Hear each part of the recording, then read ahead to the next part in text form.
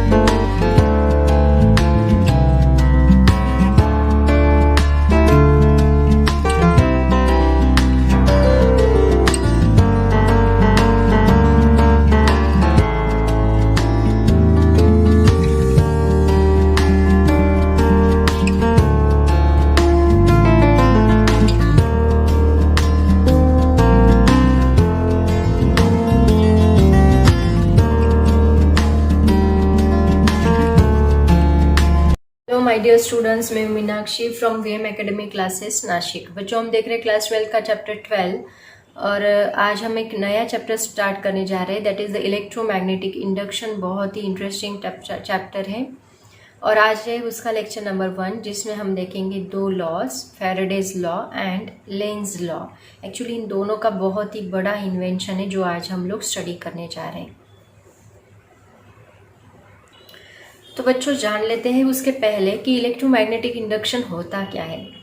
Actually topic का नाम ही वही है, तो उसका मीनिंग पता होना बहुत ज़रूरी है। एक्चुअल में हम ये क्यों स्टडी कर रहे हैं, तो देखो बच्चों, सबसे पहले के ज़माने में इलेक्ट्रिसिटी बहुत ही महंगी हुआ करती थी, क्योंकि इलेक्ट्रिसिटी प्रोड्यूस करने के लिए हम लोग बैटरी यूज़ करते हैं। हमें पता है ना कि हम लोग एक कंडक्टर लेते हैं, उस कंडक्टर को अगर हम बैटरी कनेक्ट कर दें तो उसमें से ईएमएफ, यहाँ ईएमएफ जनरेट होता है और ये ईएमएफ की वजह से इस सर्किट में से करंट फ्लो होता है। ये हमने स्टडी किया है, आज तक हम लोग यही स्टडी करते आ रहे हैं। लेकिन ये जो बैटरी हम लोग यहाँ पे कनेक्ट करते हैं, ये बैटरी बहुत ही महंगी है। इसकी कॉस्ट बहुत ज़्यादा है, क्योंकि इसको प्रोड्यूस करने के लिए कुछ केमिकल्स लगते हैं और उस केमिकल का यूज़ करके हम लोग ये ईएमएफ जनरेट कर सकते हैं। मतलब जब तक ये इलेक्ट्रोमैग्नेटिक इंडक्शन का इन्वेंशन नहीं हुआ था, तब तक ये इलेक्ट्रिसिटी बहुत ही महंगी थी। लेकिन उसके बाद इलेक्ट्रोमैग्नेटिक इंडक्शन का इन्वेंशन हुआ। इलेक्ट्रोमैग्नेटिक इंडक्शन का मतलब क्या होता है कि इसमें हम लोग ईएमएफ इंड्यूस्ड करते हैं। ये जो ईएमएफ है ये इंड्यूस तो करने वाले हैं, लेकिन बैटरी का यूज़ करके हम लोग ईएमएफ इंड्यूस नहीं करेंगे। तो किसका यूज़ करके करेंगे? मैग्नेटिक फ्लक्स का यूज़ करके हम लोग ईएमएफ इंड्यूस करेंगे। और ये इन्वेंशन सबसे पहले किसने किया था? फैराडे नाम का जो साइंटिस्ट है, उसने ये इन्वेंशन किया था। मतलब फैराडे ने कहा था कि अगर हम मैग्नेटिक फ्लक्स को चेंज करते हैं, if we change the magnetic flux, और उसके पास एक किसी कंडक्टर के पास, मतलब ये एक कंडक्टर है, इसको बैटरी नहीं कनेक्ट करनी है, एक कंडक्टर है, इसके पास हम लोग मैग्नेटिक फील्ड जनरेट करेंगे। मैग्नेटिक फील्ड जनरेट करेंगे मतलब एक, मान लो एक मैग्नेट हम इसके नियर अबाउट लेके आए, तो यहाँ पे एक मैग्नेटिक फील्ड ऐसे कुछ जनरेट होगी। और ये मैग्नेटिक फील्ड को अगर हम चेंज करते गए, लाइंस यहाँ से निकल रही, उसको मैग्नेटिक फ्लक्स कहते हैं। मैग्नेटिक फ्लक्स क्या है, इसको हम डिटेल में स्टडी करेंगे। बट जब इसमें से मैग्नेटिक फ्लक्स जनरेट होगा, बट वो magnetic flux it should be change मतलब क्या? कम ज़्यादा होना चाहिए। एक तो कम होना चाहिए, नहीं तो ज़्यादा होना चाहिए।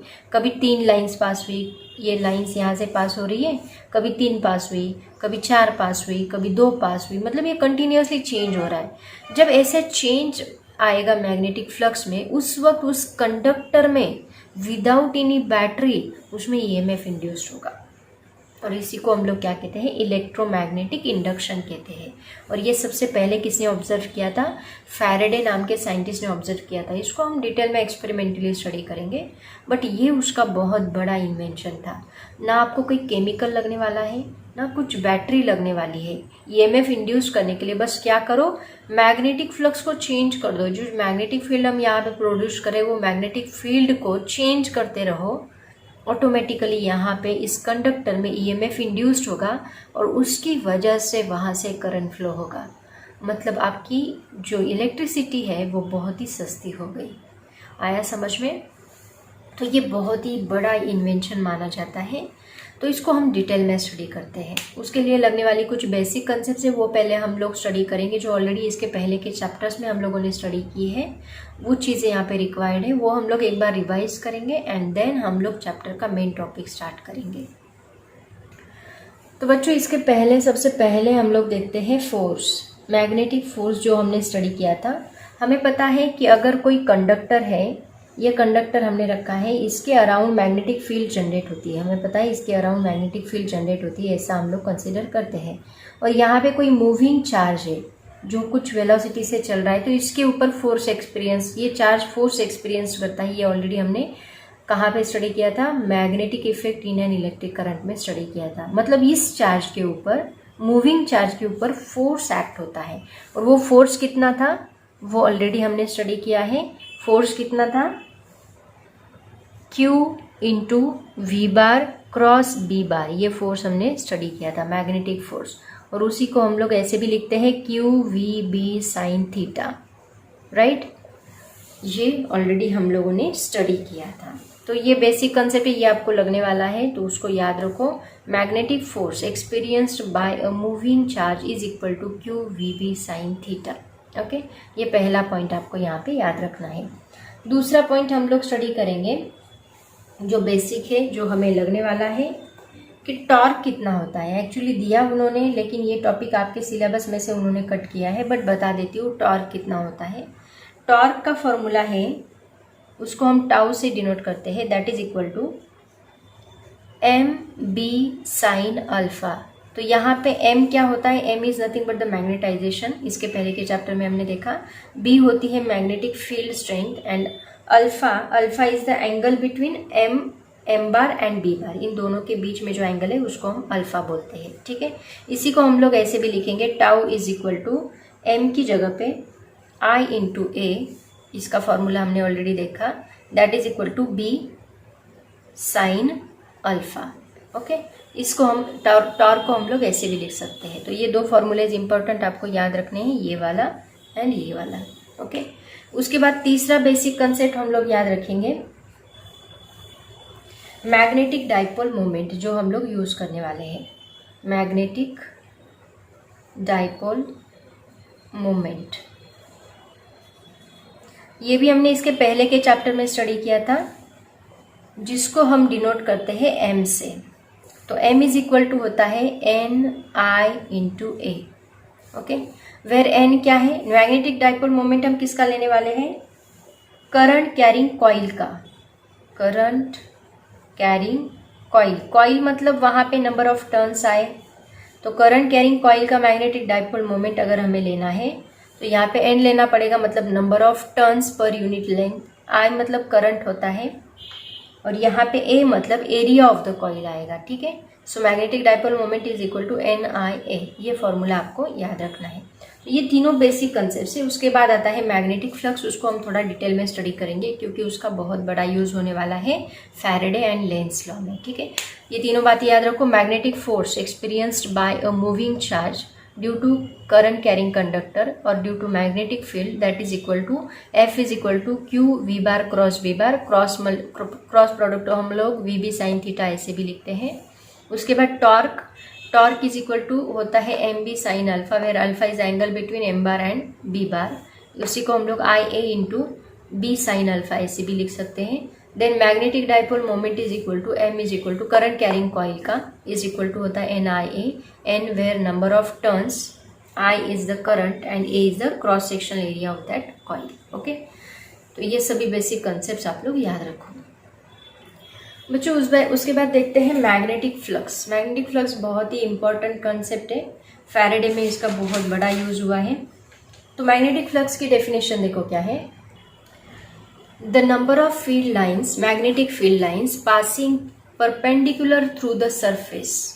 मतलब देखो आपको समझाती हूँ, मान लो यहाँ पे ऐसी number of field lines pass हो रही है मैग्नेटिक फील्ड की, these are the field lines. Okay, this is the field lines, B bar magnetic field है। यहाँ पे हमने एक सरफेस एरिया कंसिडर किया, मान लो इतना सरफेस एरिया मैंने कंसिडर किया। तो इस सरफेस में, ये गिवन सरफेस में कितनी लाइंस पास कर रही है, 1 2 3, लेकिन वो कौन सी होनी चाहिए, that should be perpendicular to the surface area. Surface area को परपेंडिकुलर लाइन ही चलेगी। ओके, अभी ये सरफेस एरिया है, इसका परपेंडिकुलर वेक्टर ये हो गया एरिया। तो ये एरिया से पास होने वाली परपेंडिकुलर लाइंस पास होने वाली, उसमें से पास होने वाली वो हम लोग देखेंगे। ये सरफेस एरिया देखो यहाँ परपेंडिकुलर है, this is perpendicular to this. Okay, magnetic field line. तो इसमें फाई क्या आएगा, फाई इज इक्वल टू कितनी लाइंस पास हो रही है, 3। तो मैग्नेटिक फ्लक्स कितना आया यहाँ पे, 3 आया। मान लो ये सरफेस एरिया मैंने बढ़ा दिया, मतलब इतना बड़ा कर दिया, सरफेस एरिया इंक्रीज किया, तो क्या हुआ देखो, सरफेस एरिया इंक्रीज किया तो फील्ड लाइंस भी बढ़ गई। कितनी बढ़ गई फील्ड लाइंस, 1 2 3 4 5 6, मतलब फाई इज इक्वल टू कितना बन गया, 6। मतलब इससे पता चलता है कि सरफेस एरिया इंक्रीज किया तो फील्ड लाइंस भी इंक्रीज होगी। और किससे इंक्रीज होगी, अगर मैंने बी मतलब मैग्नेटिक फील्ड को स्ट्रॉन्ग कर दिया मतलब डेंसिटी बढ़ा दी, मतलब नंबर ऑफ लाइंस बढ़ा दी। अगर मैंने नंबर ऑफ लाइंस बढ़ा दी तो क्या होगा देखो, मैग्नेटिक फ्लक्स भी बढ़ जाएगा, 1 2 3 4 5 6 7 8 9 10 11। अब कितना बन गया, 5 कितना बन गया, 11। मतलब जो 5 है वो कौन सी चीज़ों पे डिपेंड कर रहा है, पहला एरिया पे डिपेंड कर रहा है, दूसरा जो मैग्नेटिक फील्ड है उसके ऊपर डिपेंड कर रहा है। ये 2 चीज़ों पे डिपेंड कर रहा है। और कैसे डिपेंड कर रहा है, phi is directly proportional to B bar also and phi is directly proportional to A bar also. A bar भी एक वेक्टर क्वांटिटी है, क्योंकि देखो इसका परपेंडिकुलर वेक्टर मैंने आपको बताया था। मतलब जैसे छाता होता है, ये छाता और छाते की डंडी, तो ये जो डंडी है ये यहाँ पे सरफेस एरिया है और ये उसका वेक्टर है। अगर हम ये सरफेस एरिया ऐसे टर्न कर दे तो ये एरिया वेक्टर भी टर्न होगा। ये एरिया वेक्टर जो है ये शो करता है, it is a vector quantity, क्योंकि एरिया को हम लोग मूव कर सकते हैं और एरिया वाइज फील्ड लाइंस भी मूव हो गई, राइट ना। अगर मैं इसको सरफेस एरिया को ऐसे घुमा दूँ तो अभी परपेंडिकुलर नहीं है, तो वही परपेंडिकुलर वेक्टर ही इसमें से पास होने वाला, उसी को हम लोग यहाँ पे फ्लक्स कहेंगे। परपेंडिकुलर नहीं होगा तो उसको हम फ्लक्स नहीं कहेंगे। तो ये लाइंस जो है that should be perpendicular, that is very very important here. तो अभी देखो यहाँ पे ये किसको परपेंडिकुलर है, एक तो मैग्नेटिक फील्ड को, दूसरा उसके एरिया वेक्टर को। मतलब कंबाइनली हम लोग ऐसे लिख सकते हैं, it is directly proportional to B bar dot A bar. और हम डॉट प्रोडक्ट को कैसे लिखते हैं, it is the by using the angle between B bar and A bar. तो यहाँ पे ए बार, ये ए बार है, ये बी बार है, दोनों में एंगल कितना है, 0। तो सबसे ज़्यादा फील्ड लाइंस इसमें से पास हो रही है। इन दोनों का जो एंगल है उसको हम थीटा कहेंगे। So phi is equal to, हम ऐसे भी लिख सकते हैं, B A into sine theta, sorry B A into cos theta, क्योंकि डॉट प्रोडक्ट को हम लोग कॉस थीटा कंसिडर करते हैं, क्रॉस प्रोडक्ट को साइन थीटा लेते हैं। तो यहाँ पे phi is equal to B A sine cos theta, ये भी इसका फॉर्मूला बनेगा। या फिर हम लोग इसको डॉट प्रोडक्ट में भी लिख सकते हैं, ये उसकी स्केलर, ये इसका स्केलर फॉर्म हो गया फ्लक्स का, इसको हम कहेंगे स्केलर फॉर्म। एंड इसका वेक्टर फॉर्म हम कैसे लिखेंगे, वेक्टर के फॉर्म में हम इसको बी बार डॉट ए बार ऐसे लिखेंगे, ठीक है। मतलब यहाँ थीटा नहीं आएगा, B bar dot A bar, direction की कोई ज़रूरत नहीं, वेक्टर फॉर्म में डायरेक्शन की जरूरत लगेगी एज वेल एज मैग्नीट्यूड भी लगेगी, बट यहाँ पे आपको बस मैग्नीट्यूड लगेगी स्केलर फॉर्म के लिए। ये इसका वेक्टर फॉर्म हो गया, ठीक है। तो ऐसे मैग्नेटिक फ्लक्स कौन सी चीज़ों पे डिपेंड करता है देखो, एक तो मैग्नेटिक फील्ड के ऊपर डिपेंड करता है, एरिया के ऊपर डिपेंड करता है, and angle between area vector and magnetic field दोनों के ऊपर भी डिपेंड करता है। It is very very important.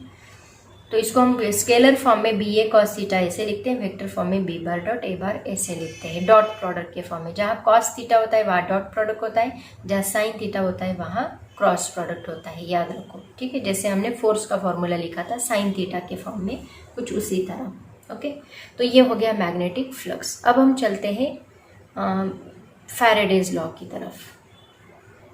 बच्चों सबसे पहले देखते हैं फैराडेज एक्सपेरिमेंटल ऑब्जर्वेशंस। देखो फैराडे ने क्या कहा था, उसने क्या किया, एक कॉइल ली एंड इस कॉइल को एक गैल्वानोमीटर कनेक्ट किया।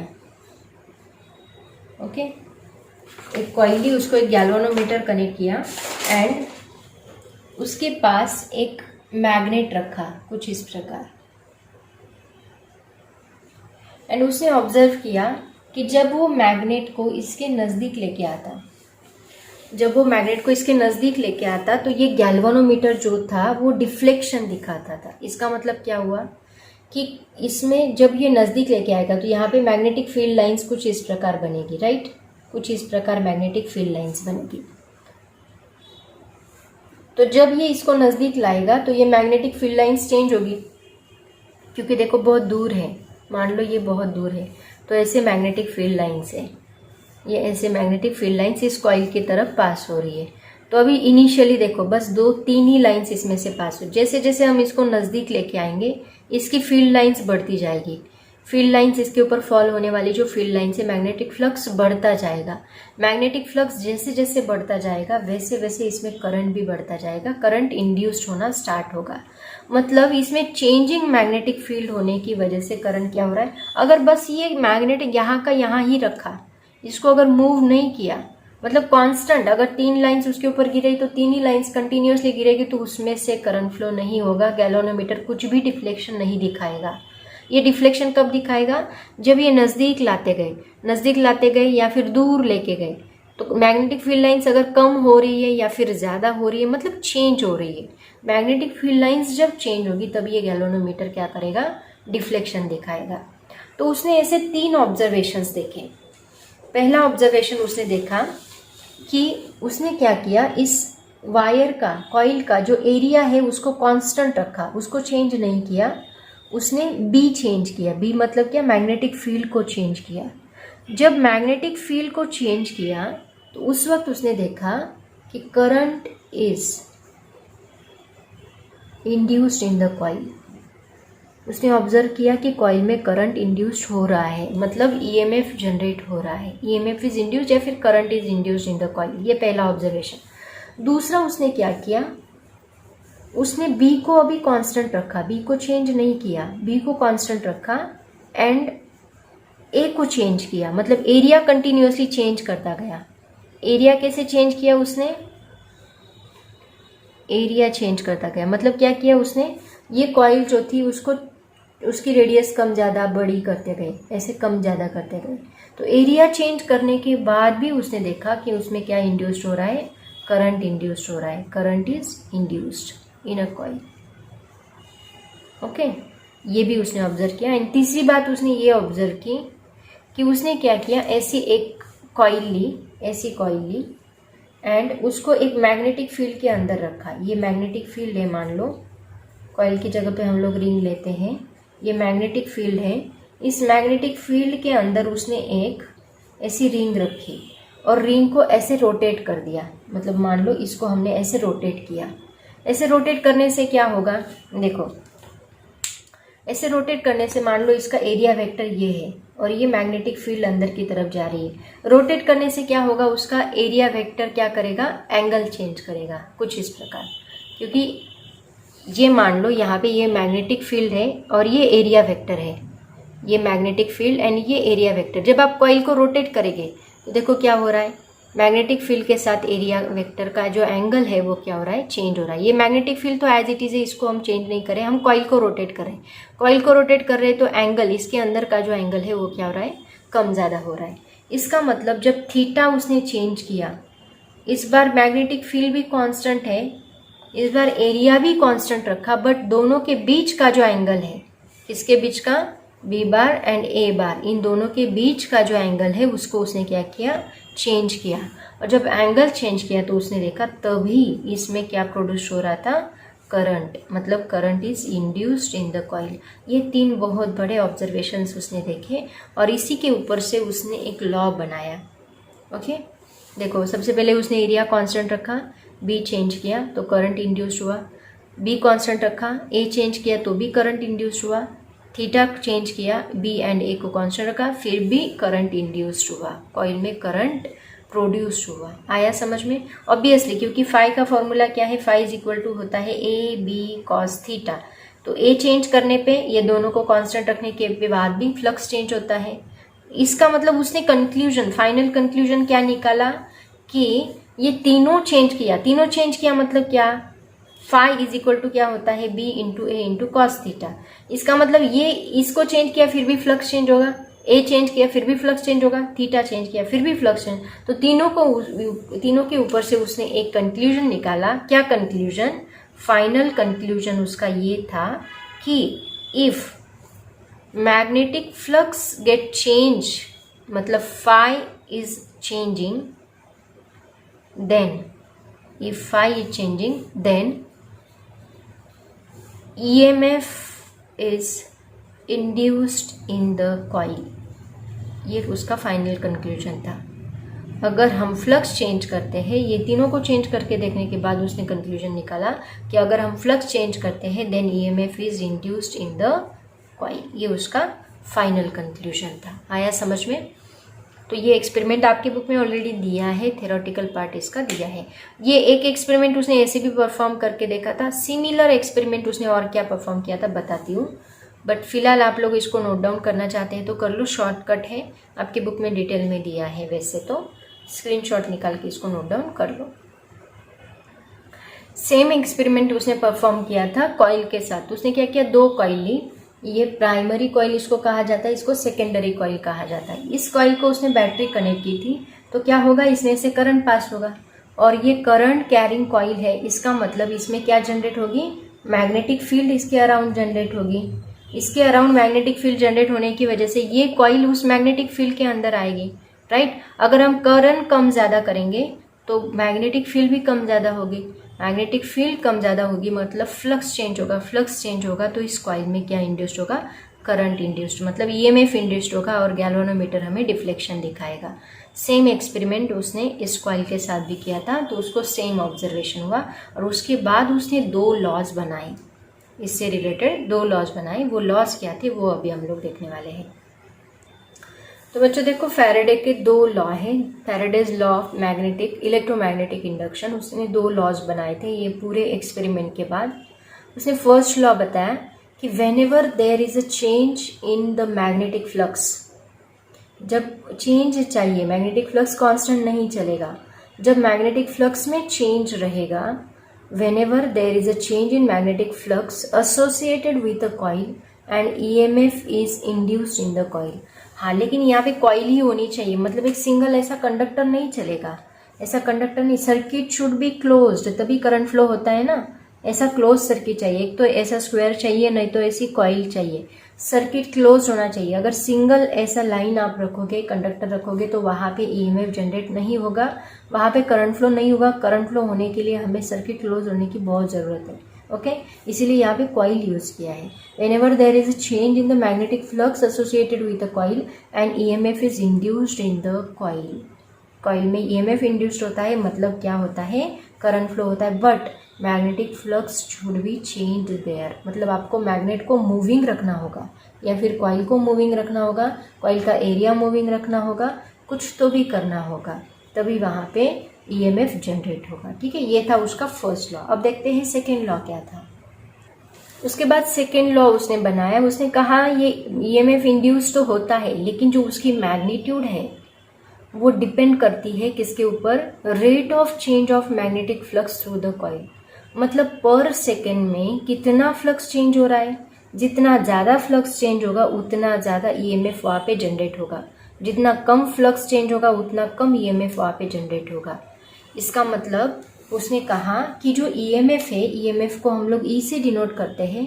EMF जो है that is directly proportional to rate of change of magnetic flux, मतलब क्या, d phi by d t. Change को हम कैसे डिफाइन करते हैं, रेट ऑफ चेंज को d phi by d t, मतलब change in a flux with respect to change in time. Time के साथ साथ फ्लक्स कितने रेशो में चेंज हो रहा है, उसका जो रेट रहेगा उसके ऊपर ये ई डिपेंड करेगा। और अगर आप मैग्नेटिक फ्लक्स चेंज करना बंद कर दोगे, जब तक ये चेंज होता रहेगा तब तक वहाँ पे ईएमएफ इंड्यूस्ड होता रहेगा। अगर आपने चेंज बंद किया तो ईएमएफ इंड्यूस्ड होना भी बंद होगा। इसका मतलब it depends on totally the rate of change of magnetic flux, ये उसका सेकेंड लॉ था। उसके बाद इसको अगर हम डायरेक्टली प्रोपोर्शनल साइन निकालें तो इसको इक्वल टू साइन पुट करते हैं, और यहाँ पे ये कंसेप्ट निगेटिव होती है। निगेटिव क्यों होती है ये हम स्टडी करेंगे लेंस लॉ में।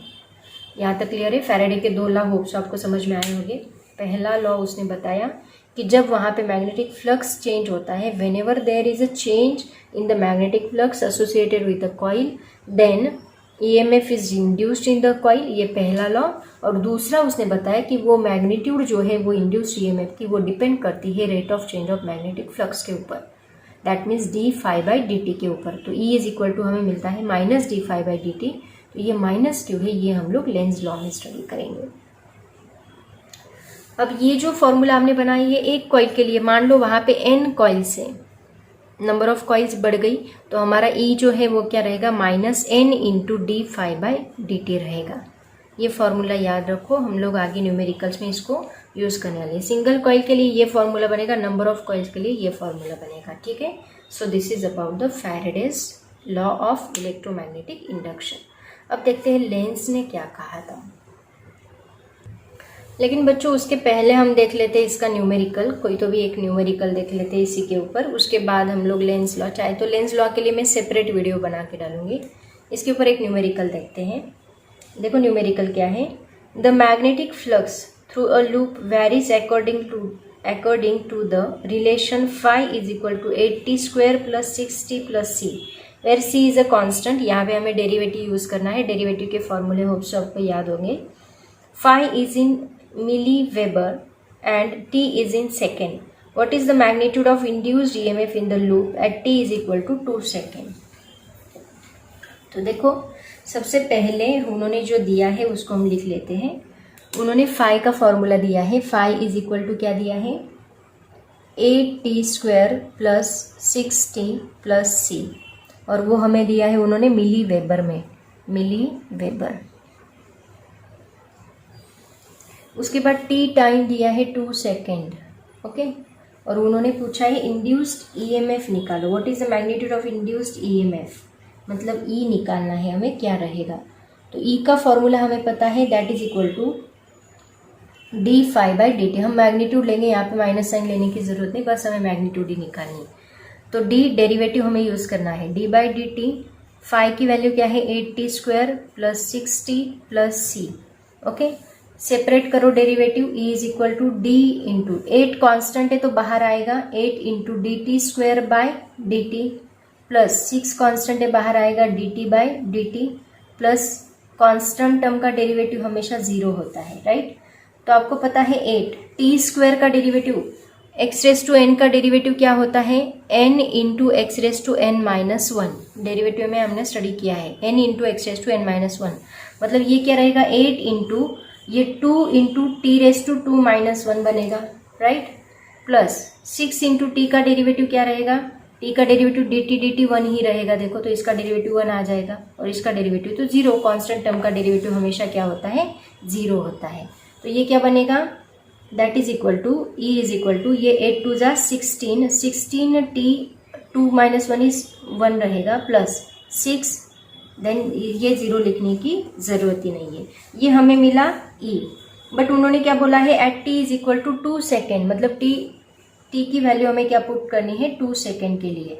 तो E क्या बनेगा, 16 इंटू 2 प्लस 6, मतलब 32 इंटू 32 प्लस 6, 38 मिली वोल्ट मिलेगा, क्योंकि मिली वेबर में हमने वैल्यू पुट की है, मतलब E की वैल्यू हमें क्या मिलती है, E is equal to 38 millivolt. Millivolt को अगर आप वोल्ट में लिखना चाहते हैं तो लिख सकते हैं 38 इंटू 10⁻³ वोल्ट, ये हमें ईएमएफ मिलेगा। आया समझ में, ऐसे इसको सॉल्व करना है। एक्चुअली ये इसके जितने भी एग्जांपल आएंगे उन सब में हम लोग क्या करेंगे, डेरिवेटिव यूज़ करेंगे, और डेरिवेटिव यूज़ करके उसको सॉल्व करेंगे। समझ में आया? ऐसा ही एक दूसरा न्यूमेरिकल है, देखो। The magnetic flux through a loop of resistance 0.1 ohm, resistance भी दिया है यहाँ पे, is varying according to the relation phi is equal to 60 square plus 70 plus 1, where phi is in milliweber and t is in second. What is the EMF induced in the loop at t is equal to 1 second and magnitude of the current also. यहाँ current भी पूछा है, resistance दिया है तो obviously current भी पूछा है। करंट निकालने के लिए हमें रेजिस्टेंस की ज़रूरत पड़ेगी और सेम न्यूमेरिकल ई निकालना है, सेम उसी तरह सॉल्व करना है। लास्ट में आप लोग करंट भी निकालोगे बाय यूजिंग ओहम्स लॉ। तो सबसे पहले फाई जो दिया है वो भी मिली वेबर में ही दिया है, वो लिख लो 6t square plus 70 plus 1 and t की वैल्यू दी है 1 सेकेंड इस बार एंड रेजिस्टेंस भी देख के रखा है 0.1 ओहम। सेम उसी तरह हम लोग सॉल्व करेंगे। E is equal to d phi by d t. पहले EMF निकालो, उसके बाद करंट निकालो। करंट का फॉर्मूला क्या आएगा? I is equal to EMF मतलब वोल्टेज डिवाइड बाय रेजिस्टेंस होता है ना, तो यहाँ पे EMF वोल्टेज रहेगा और डिवाइड बाय रेजिस्टेंस R रहेगा by using ohm's law, right ना। V is equal to IR होता है तो V की जगह पे हम E लेंगे, EMF of the battery. So E is equal to formula वही d by d t. Phi की जगह पे पुट करेंगे इस बार 6t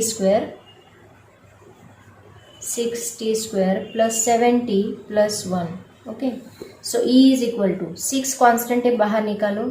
टी स्क्वायर का डायरेक्टली लेती हूँ, टी स्क्वायर का डेरिवेटिव यहाँ पे 2t मिलेगा प्लस 7 इंटू टी का डेरिवेटिव 1 प्लस 1 का डेरिवेटिव 0। सेम उसी तरह लास्ट टाइम किया था उसी तरह। तो ये आएगा E is equal to 12t plus 7 और ये 0 लिखने की ज़रूरत ही नहीं है। इस बार t हमें 1 सेकेंड दिया है तो t is equal to 1 put करो। So E is equal to हमें मिलेगा 12 इंटू 1 प्लस 7 मतलब 12 प्लस 7 मतलब 19 मिली वोल्ट मिलेगा। मिली वोल्ट मतलब कितना? 19 इंटू 10⁻³ ई की वैल्यू हमें मिलती है 19 इंटू 10⁻³ वोल्ट। ये ई की वैल्यू मिली। ई तो हमें मिल गया बट हमें करंट भी निकालना है, तो करंट निकालने के लिए हमें ई की ज़रूरत पड़ेगी। आई इज इक्वल टू क्या रहेगा? E divide by R. तो ई की वैल्यू क्या है? 19 इंटू 10⁻³ डिवाइड बाय आर कितना है? 0.1। 0.1 को हम लोग 10⁻1 भी लिख सकते हैं, मतलब 19 इंटू 10⁻³ डिवाइड बाय 10⁻1। ये 10⁻1 ऊपर जाके बनेगा 10⁻+1, तो ये 10⁻1 यहाँ से निकल जाएगा, ये ऊपर जाके +1 बना। तो 19 इंटू -3 प्लस 1 कितना होगा? -2। That is the current. Okay, अगर आपको इसको मिली एम्पियर में दिखना है तो उसका एक डिजिट बढ़ा दो, मतलब यहाँ 0 बढ़ा दो, यहाँ -3 बढ़ जाएगा, मतलब I इज इक्वल टू कितना होगा? 190 इंटू 10⁻, एक पॉइंट हमने शिफ्ट किया तो ये -3 बढ़े, राइट में शिफ्ट किया तो माइनस से बढ़ता है, लेफ्ट में शिफ्ट किया तो प्लस से बढ़ता है, तो ये माइनस से बढ़ेगा, -3 होगा। तो इसको हम लिख सकते हैं I इज इक्वल टू 190 10⁻³ को मिली लिखो, मिली एम्पियर, ऐसे भी हम लोग इसको लिख सकते हैं। नहीं तो आप यहाँ पे ऐसे भी स्टॉप कर सकते हो, एम्पियर लिख के, कोई बात नहीं, ठीक है। तो ऐसे हम लोग इसको सॉल्व करेंगे। तो बच्चों देखो, यहाँ फैराडेज लॉ मैंने कंप्लीट किया है, अभी हमारा लेंस लॉ बाकी है। तो लेंस लॉ के लिए मैं सेपरेट वीडियो बना के डालूंगी। फैराडेज लॉ ठीक से स्टडी करो, जितना दिया है उसको डिटेल में स्टडी करो और अच्छे से समझ लो, तभी आपको लेंस लॉ समझ में आएगा। लेंस लॉ वैसे देखा जाए तो इजी है, उससे रिलेटेड कुछ क्वेश्चन है वो भी हम लोग स्टडी करेंगे। अभी फ़िलहाल हम यहीं पे रुकते हैं। ऑल द वेरी बेस्ट, पढ़ाई करते रहो। Thank you so much and bye bye.